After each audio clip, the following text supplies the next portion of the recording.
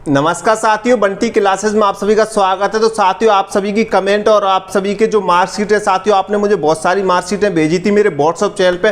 तो उन्हीं के आधार पे मैं आपके लिए वीडियो लेके आया हूँ कि सर ये रिमार्क आ गए हमारी रिजल्ट वाली मार्कशीट पे और ये सब आ रहा है सर, इनका क्या मतलब है सर, इनसे क्या होगा। तो उसी के बारे में संपूर्ण जानकारी दूंगा आपको और ये भी बताऊंगा साथियों आपकी जो ओरिजिनल मार्कशीट है साथियों वो कब तक आएगी। तो चलिए क्लास स्टार्ट करते हैं। उससे पहले मैं आपको बता दूं, अभी तक आपने बंटी क्लासेस यूट्यूब चैनल को सब्सक्राइब नहीं किया है तो जल्दी फटाफट सब्सक्राइब कर लो। जितने भी स्टूडेंट नए हैं जो इस वीडियो को पहली बार देख रहे हैं, ठीक है साथियों, लाइक जरूर कर देना, ठीक है।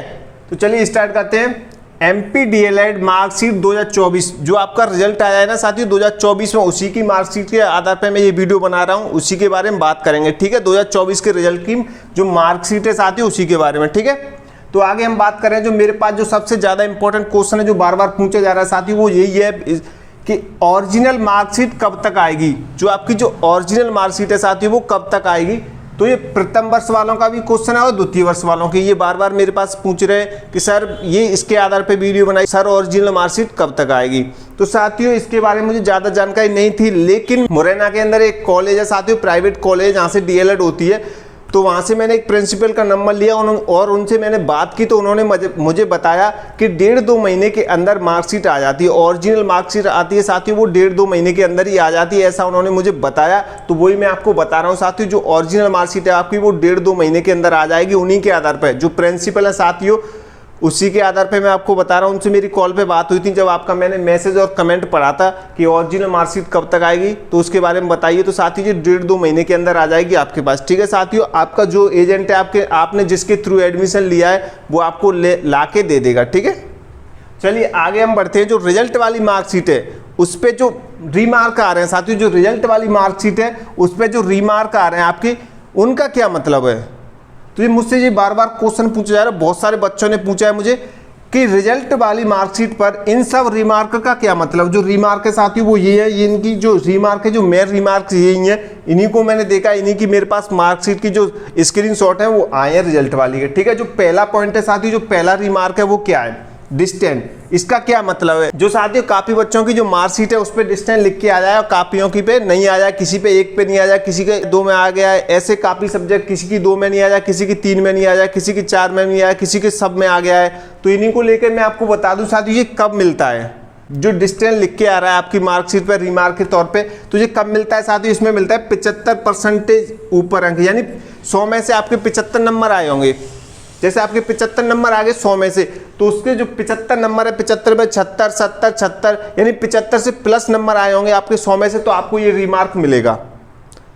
इससे ये साबित होता है आपने अच्छा प्रोग्रेस किया इस विषय के अंदर, आपको अच्छे नंबर मिले हैं, ठीक है। तो इससे घबराने वाली बात नहीं है और जिनके पे नहीं आया है वो भी बिल्कुल ना घबराएं, आप अच्छे से पास हो गए, इससे कोई दिक्कत नहीं आने वाली आप लोगों को, ठीक है। आया है तो और अच्छी बात है, नहीं आया तो भी अच्छी बात है, क्योंकि इससे घबराने वाली बात नहीं है, क्योंकि इससे कोई नुकसान नहीं है, ठीक है। तो पहला पॉइंट क्लियर सबका। और दूसरे पॉइंट की बात करें साथियों,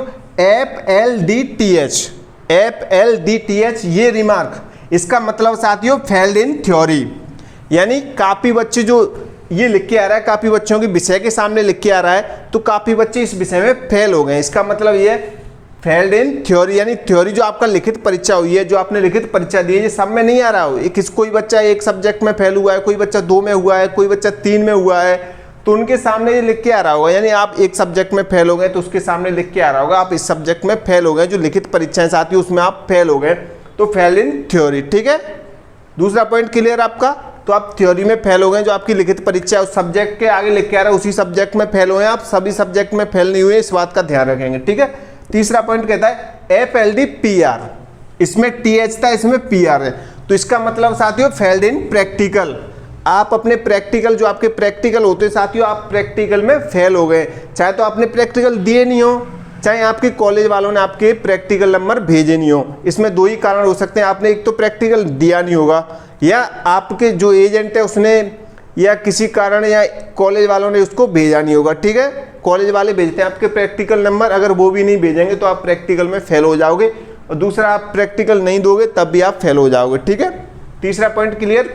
FLDPR मतलब फेल्ड इन प्रैक्टिकल, यानी आप प्रैक्टिकल में फेल हो चुके हैं। जिस सब्जेक्ट के आगे लिखा होगा ये प्रैक्टिकल की 4 सब्जेक्ट होती है प्रथम वर्ष में, 4 ही सब्जेक्ट द्वितीय वर्ष में होती है। जिस प्रैक्टिकल सब्जेक्ट के आगे लिखा होगा आप उसी में फेल माने जाओगे, ठीक है। सब में नहीं होगा, सब में लिखा होगा तो आप सब में फेल होगे, ठीक है। तीसरा पॉइंट क्लियर। चौथे पॉइंट की तरफ बढ़े हम। GRTH, तो इसका मतलब क्या है साथियों? Grace in theory.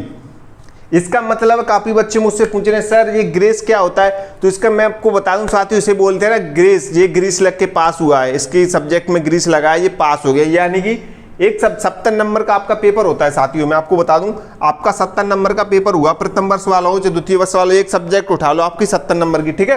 तो उसमें आपको पास होने के लिए कितने नंबर चाहिए होते हैं साथियों? 28 नंबर मिनिमम आपको 28 नंबर लाने होते हैं पास होने के लिए। 70 में से 28 नंबर जो आपकी लिखित परीक्षा होगी, आप उसमें से 28, वैसे 25 अंक लाने होते हैं, 25 अंक लेके आते हैं आप, ठीक है। तो मिनिमम 28 लाए, आपके 24 नंबर आ रहे हैं। आपकी जो लिखित परीक्षा है, जो एग्जामिनर उसने आपकी कॉपी चेक की साथियों, आपके 24 नंबर आ रहे हैं, 25 पे पास होते हैं, यानी 28 में पास होते हैं। मान लीजिए आपके 24 नंबर आ रहे हैं, तो 2-3 नंबर की जो वो एक्स्ट्रा लगा देते हैं, 2-3 नंबर आपके रिजल्ट में बढ़ा के आपको पास करते हैं, तो इसे बोलते हैं ग्रीस लग के पास हो गया है ये बच्चा, ठीक है। क्लियर। ग्रीस लग के यानी कृपांक, यानी कृपा करके। ग्रीस का मतलब होता है साथियों, ग्रेस का मतलब होता है कृपांक, यानी कृपा करके, इसको कृपा करके पास किया गया है एग्जामिनर रिजल्ट के द्वारा, ठीक है। क्लियर। कोई दिक्कत नहीं है, आपको पास हो गए। काफी बच्चे बोल रहे हैं एक चीज और है, जिन बच्चों के ग्रेस लगी है ना, तो वो बच्चे बोल रहे थे मेरे से कि सर क्या हम जो हमारे में ग्रीस लगा है, तो क्या इसके लिए हम रीचेकिंग या रीटोटलिंग कर सकते हैं? तो भाई मैं तो एक ही बात कहूँगा, अगर आप मेरी मानते हो तो और आप फिर अपने ऊपर देख लेना, ठीक है। तो मेरा यही कहना है इसके बारे में, रीचेकिंग क्यों कराना जब आप पास हो गए हो? तो क्या पता वो फिर से आपको फेल कर दे, कोई पता नहीं है ना उसका। एक आध नंबर बढ़ाए नहीं बढ़ाए, उसने 2-4 नंबर तो वैसे ही आपके बढ़ा दिए, तभी तो उसने ग्रेस लगा के पास किया है आपको। तो कोई दिक्कत नहीं, आप पास हो गए। डीएलएड क्या है? डीएलएड में पास होना जरूरी है, ठीक है। आपका रिजल्ट पास है तो कोई दिक्कत ही नहीं है फिर तो, ठीक है।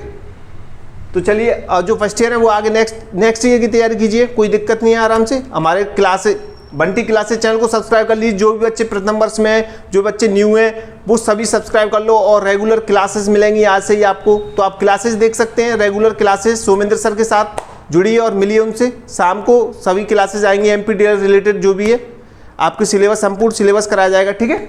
चलिए आगे जो 5वां पॉइंट है उसकी बात करें हम। 5वां पॉइंट है ABS। इसका क्या मतलब साथियों? तो इसका जो मतलब है मैं आपको बता दूं, एब्सेंट। एब्सेंट यानी अनुपस्थिति, अनुपस्थिति यानी आपने एग्जाम नहीं दिया, आप एब्सेंट रहे हैं। तो काफ़ी बच्चे इसे लेकर, मैंने एक बच्चे से बात की थी, मैंने बोला था आप, उसने बोला था सर ये ABS लिख के आ रहा है, इसका क्या मतलब है? तो मैंने बोला था, उससे कॉल पे बात की थी मैंने, तो उन्होंने मुझे बताया था सर मैं तो हर एक परीक्षा में गई हूँ। जब मैंने बोला ABS का मतलब एब्सेंट है, तो बोली कि मैं तो हर एक परीक्षा देने गया हूँ, तो फिर ये एब्सेंट कैसे लिख के आ रहा है? तो इसके मैं आपको कारण बता दूं साथियों, अगर आपने परीक्षा दी है, पहला कारण ये आपने रोल नंबर गलत डाला हो। आप जो एक सब्जेक्ट में आपकी एब्सेंट लगी है, तो क्या पता आपने रोल नंबर उस सब्जेक्ट में गलत डाल दिया हो, या आपने सही से भरा नहीं हो, उस पर दिख नहीं रहा हो। रोल नंबर की वजह से भी आपको एब्सेंट किया जा सकता है। या जिस परीक्षा, यानी जो परीक्षा स्थान है साथियों, जहाँ पे आप परीक्षा देने गए हैं, वहाँ के कुछ टीचर्सों की लापरवाही हो सकती है, उसमें उन्होंने आपका रोल नंबर सही से चेक नहीं किया हो, सही से नहीं भरा हो। एग्जाम हॉल में जब आप परीक्षा देते हैं तो आपको 2 टीचर मिले होंगे, उनमें से जो आप चेक करते हो तो उन्होंने कोई मिस्टेक कर दी हो आपके साथ, ऐसा भी हो सकता है। तीसरा कारण आपकी कॉलेज की तरफ से हो सकता है।